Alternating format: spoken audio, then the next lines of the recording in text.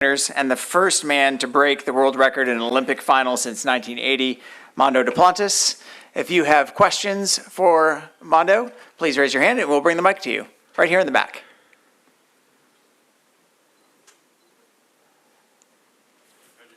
Nope, the mic's right behind you. What's this? Yeah, that's interpretation in English and French. Oh, okay. Hey, Mondo, Sean Gregory from Time. How are you? Congratulations. Thank you.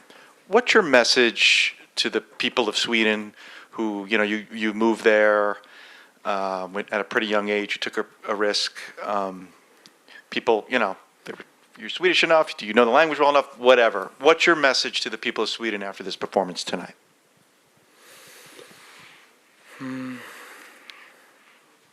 Yeah,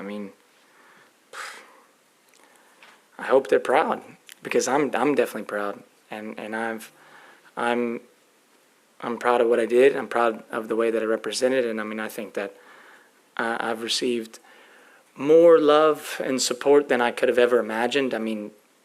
For the small country that Sweden is, there was damn a lot of flags, Swedish flags and Swedish people in the stands, out of that 70,000. So I really feel the love, and I felt it tonight, and so I'm so glad that I can perform the way that I knew that I could, and represent. I feel really proud to step onto the track, honestly, and wear blue and gold, and it's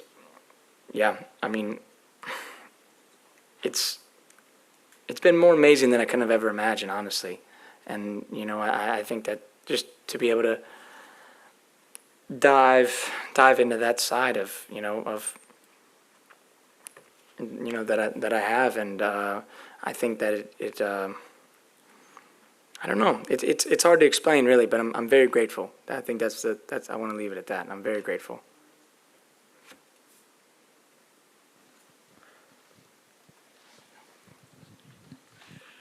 Mondo, congratulations. Scott Rabelais from the Baton Rouge Advocate, the New Orleans Times-Picayune.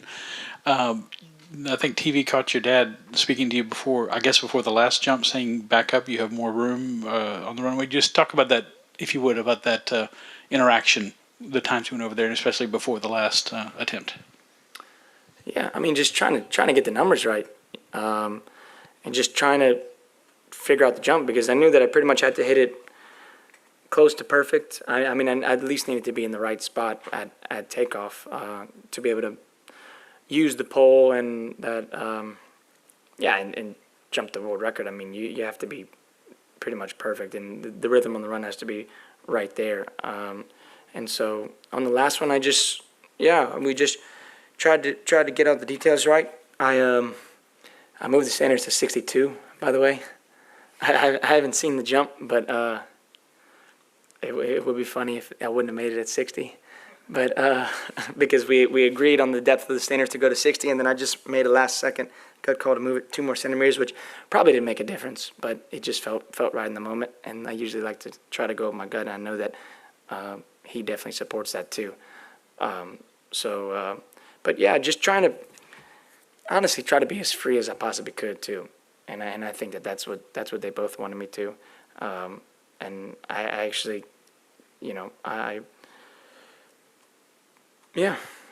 great advice from my mom also after the first attempt, and she can always sneak in there and give sneaky great advice, especially when it comes to the run part, and so just trying to stay tall but still keep all the momentum going forward, and I guess like she said too, and try to really find the run there on the last jump, and then I hit it really good.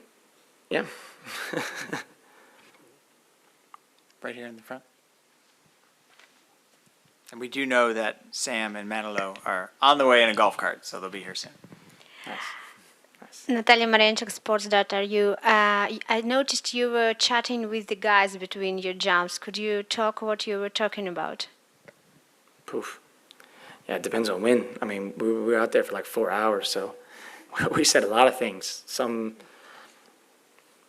could have been anything. We just talk. It's probably a lot of it's just nonsense, I would say. If it's Sam, then it's probably definitely nonsense. But other than that, we're just kind of chatting. We kind of have a good bit of time to kill. But I will say this though, we chatted a lot less than we usually do at the competitions. I mean, you can definitely feel when it's the Olympics that people start to tense up a little bit, and when it's a major championship like that, it starts to get a little bit more real, I guess you can say. So I think honestly for us, that was probably the least amount of chatter and stuff that we've had, if yeah, quite frank. Right here. Mondo, this is Alpula from Turkish Media Oxygen. Congrats first. Can you tell us about your stance just after you broke the Olympic record? It was an imitation of Turkish shooter Yusuf Tikeç, I believe. Yeah. When did you first think about celebrating that way? Yeah, I mean, it kind of just happened, I guess. Curtis Marshall, the Australian jumper, for lack of a better word, I guess he kind of dared me to do it. He was just like, bro, do that Turkish shooter dude celebration. And I was just like, yeah, sure. Yeah, sounds cool to me. So I kind of just did it. I thought it was a funny meme. He seems like a G. So yeah, I just kind of did it. I just thought it was kind of more like a funny thing. I really wasn't thinking that much about it. I was just kind of just in the moment, just trying to do something kind of silly and cocky. Right here. We're going to bring the mic to you.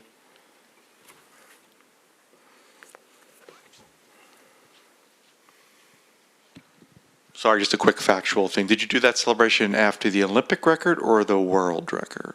Not the world. No, I think I did after the Olympic. Yeah, not the world. No, the world after the world. I mean, it's just like that's not pre-canned nonsense. You know, that's just overflood with emotions, and that's just freaking out, and that's just like it never, you know. I guess I've been fortunate enough to do it, you know, several times now, but it's every time the feeling is kind of the same. I think this was probably even more extreme version of the feeling too. But you know, when I'm going over the bar, it's just like, yeah, it doesn't feel real in a way. So that was more just kind of hysteria and just freaking out. We bring.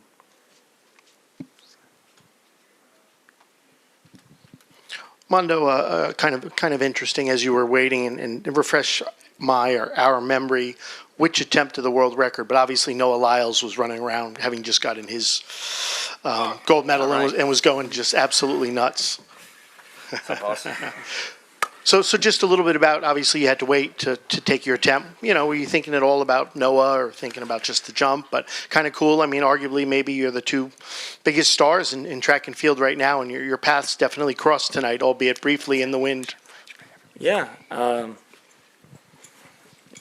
Pretty cool. I mean, I think if I'm being completely honest, I probably wasn't thinking about it all that much. I was probably thinking about my jump and just figuring out a way how I can get over this bar. But I mean, yeah, the timing was kind of cool, I guess. Doing the 100-meter medal ceremony, and I was about to take the last attempt. I think it was, at least I can barely even remember. But yeah, I mean yeah. We just were joined by our bronze and silver medalists. The bronze medalist from Greece with a jump of 5.9. Greece's first medal in the pole vault since 1956. Emmanouil Karalis. Greg, oh my goodness. You know who that was? And a two-time medalist now. He won the bronze in 2016 from the USA with a jump of 5.95, Sam Kendricks. Who was that, Greg? Oh, you're off. There we Who go. was the last Greek medalist, Greg? They said, I think it 56. Was it? He said 56. 1956. Number. Uh-huh. Yes. Oh, Banis. Nice. I'll give you some help on that one. That was good. Phone a friend. These guys. All right, Mondo's been answering a lot of questions, so let's maybe give him a break. Other questions for the medalists, especially Sam and Emmanouil. Right here. Ewan Crumley, Athletics Weekly. Sam, how much does this mean to you after what happened to you in Tokyo? And is it also true that Mondo now owes you dinner? Say that last bit just one more time. Is it also true that Mondo now owes you dinner as part of this Well, tradition? I keep trying to force this tradition upon him, but I haven't yet landed a dinner receipt out of him. We tried Chipotle in France the last time we were here, but it was conveniently through the line before I was there. So maybe we'll come back around to some Popeyes or something at the Puma House later. It'd be fun. But this medal was joyous. You know, everybody hides from me these days. They're kind of scared of what I might say. And I'll just tell them the truth about how much of a travesty it was in Tokyo. But I'll tell you what, my first call once I got in the lockup was this guy right here, because he missed me. And that's nobody at Team USA gave me a quote. Nobody at NBC gave me a quote. Nobody had invited me to a press conference about what my time was like being ousted from the sport for medical reasons, even though they didn't have to send me with a doctor. They didn't really care about me anymore. And I said, that's a travesty of sport. And I said, I might not do it again. It wouldn't be worth it. There's a lot more into this sport than just these Olympics. I think people worship this thing too much. But tonight was lovely. It really was. It was everything that I thought Olympics should be. Even Rio was a little bit different than what I thought an Olympics should be. But this proved itself. And this night on the track was special. And I'll take that for all time. Next question.